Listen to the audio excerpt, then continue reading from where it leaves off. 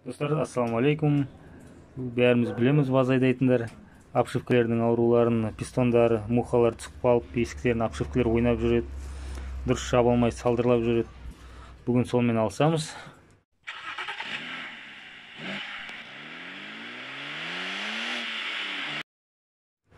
Маған керегі 12 сверло, және де мынандай газельдің пистонын сатып алдым.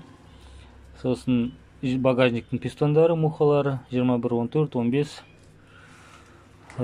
Бұның тәсілі мынандай. 12-лік сверломен тап пистонның өзінің орнынан осы жағынан ары қарай тесеміз. Сосын сквозной тесікке мына пистонды саламыз да, арғы бетінен ішінен саморез шуруппен тартып, заглушкасын жауып қоямыз. Жарық, көрсетсем қалай болатын.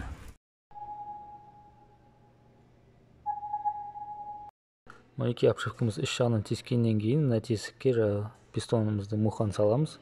Және де есіктегі тесіктерге багажниктің обшивкасының мухаларын тек мамасын саламыз. Сосын соған саморезбен бұрап тартып тастаймыз да крышкасын жабамыз. Нәтиже осындай болып шықты.